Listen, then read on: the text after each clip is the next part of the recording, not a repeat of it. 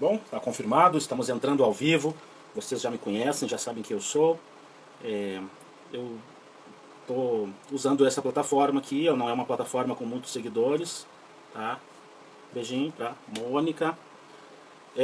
Não é uma plataforma com muitos seguidores que eu tenho Twitter também, eu tenho YouTube. YouTube, o nosso canal ainda não faz transmissões ao vivo, e o Facebook, que é onde nós temos mais contato. Mas eu queria deixar esta live, queria deixar esta gravação, né, que a maioria vai assistir gravado, pelo que eu estou vendo.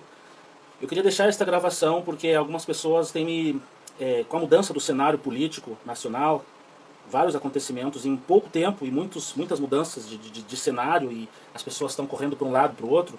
Eu tenho sido bastante cobrado para me posicionar e apresentar alguma coisa, alguma análise, e é isso que eu vou fazer agora. Não vou fazer exatamente uma análise, não esperem isso de mim, eu não sou um intelectual, um filósofo, um cientista político, não me cabe. Mas eu vou me posicionar frente a algumas questões que acho bastante pertinentes nós entendermos. O que aconteceu, né? Bom, primeiro vamos nos situar. Nós sempre foi um problema para o movimento, sempre foi um problema do país a nossa composição social. Nossa composição social escravocrata, escravagista. A nossa composição social excludente, racista. Este sempre foi o maior dos nossos problemas.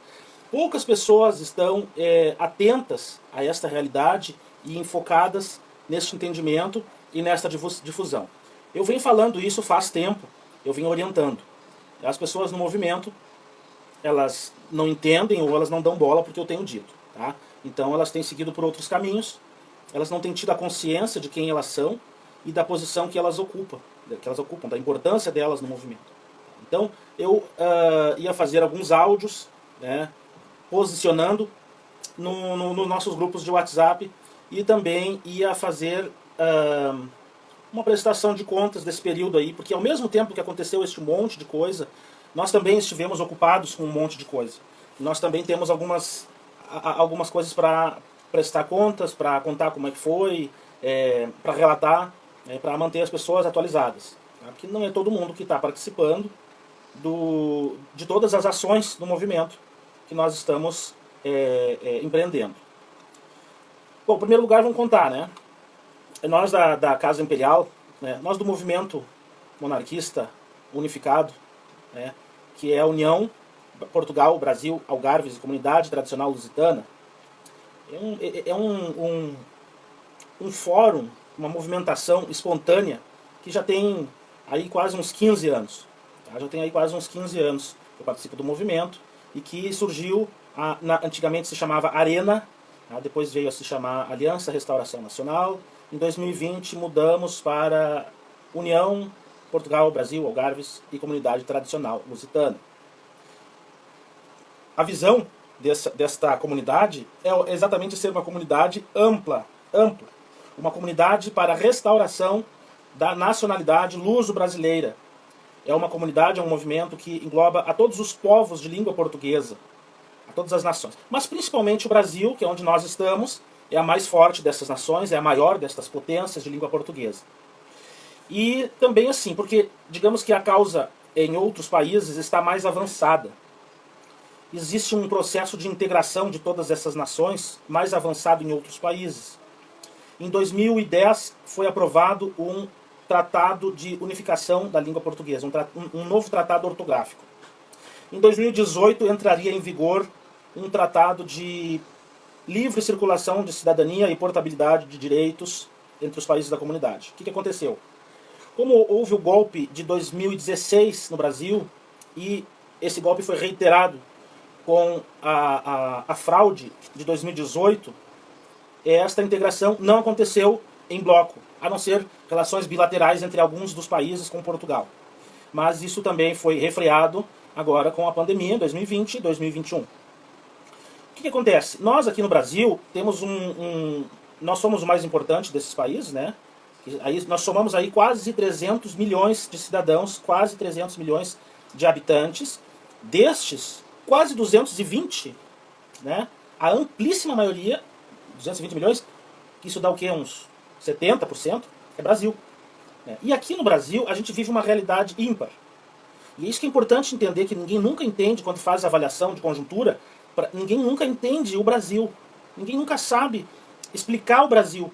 O cara faz uma explicação da América Latina e tal, e aí o Brasil bota o Brasil no meio, e aí projeta para o Brasil, e não dá. As coisas acontecem diferentes no Brasil. As pessoas não entendem, será que é por causa da língua? Não pode ser? Culturalmente e socialmente a construção foi a mesma? Não, a construção não foi a mesma. Aí comparam o Brasil com alguns países africanos ou com a África como um todo, compara com a Índia, não tem parâmetro para o Brasil. Se tu não entenderes o Brasil, por que o Brasil é diferente, por exemplo, com todo este arroxo, com todo este aperto que as pessoas estão sofrendo, com toda essa dificuldade, tem gente apostando, o povo muito oprimido, tem uma hora que ele se rebela. Tem uma hora que ele se rebela e responde. Isso não acontece aqui. Por que não acontece? Porque nesse momento aparece um Messias. E esse Messias traz uma tranquilidade, traz um estado, mas é só um estado de espírito que esse Messias traz. E aí, quando vem esse Messias, ele aparece, esse Salvador, que resolve os problemas, que nos livra do mal. Na verdade, ele nos entrega mais ainda aos nossos inimigos, ele aprofunda os nossos problemas, ele comete um monte de maldades, que as pessoas já estão num estado de êxtase e permitem pacificamente. Isto ninguém entende, isto ninguém avalia, que isso acontece no Brasil, é uma característica. Em Portugal acontece em menor escala, porque os problemas de Portugal são diferentes dos problemas do Brasil. Os problemas de Portugal são bem menores do que os problemas do Brasil. Mas a característica cultural da construção da identidade luso-brasileira, a identidade nacional como povo, é a mesma. E é muito similar. Tá? Eu conheço pouco de outros países africanos e até mesmo asiáticos que façam parte dessa comunidade de língua portuguesa. Mas vamos continuar. Então o que acontece? Esse processo de integração ele está avançado. Existe aí o PALOP com o Timor se juntaram para formar uma moeda única. Está avançando essas tratativas. A crise internacional atrasou um pouco. A ideia é formar uma moeda para os países africanos e o Timor de língua portuguesa. Fora Brasil e fora Portugal. Mas isso já é um passo, um grande passo. O Moçambique, desde os anos 70, quando aconteceu a independência do Moçambique, ele pediu ingresso na Commonwealth, a comunidade dos países, a comunidade de nações, que são países majoritariamente de língua inglesa e ex-colônias britânicas. Ele pediu ingresso nessa comunidade e foi aceito. O Moçambique, que é um dos mais pobres dos nossos países, um dos mais desiguais dos nossos países dessa comunidade. A Angola também pediu ingresso nos anos 90, e pediu esse mesmo ingresso que Moçambique, mas nos anos 90, devido a golpes de Estado, guerras que Angola está envolvida, até o Brasil participou solidariamente, enviou tropas para pacificar partes do território angolano. Eu mesmo me lembro, eu servi com alguns militares que estiveram na Angola, no exército. Angola também está querendo participar de uma comunidade desse calibre, uma comunidade monárquica, encabeçada por um monarca, uma comunidade, um bloco estável, uma confederação estável, como esses países que fazem parte. Como foi a nossa comunidade, o nosso império no passado. Tá? Então, nesse espírito que surgiu, em Portugal, por exemplo, existem movimentos monarquistas muito fortes, organizados nas autarquias, nos municípios portugueses, nas juntas, nos conselhos. Existe movimento monarquista pela restauração da monarquia, muito fortes em Portugal. E no Brasil, isso é mais fraco, é muito pouco que tem no Brasil.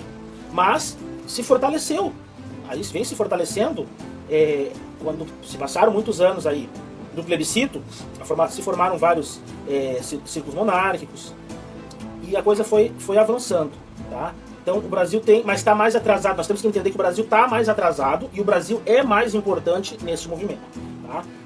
Bom, um abraço a todos. Muito obrigado por assistir até aqui. Se não ao vivo, mas aqueles que estão vendo a gravação. Muito obrigado por prestarem atenção em tudo que nós estamos fazendo. E é muito importante para nós superarmos os boicotes que estão sendo impostos a nós. É muito importante a tua adesão. É muito importante o teu apoio e o teu trabalho voluntário para a restauração acontecer.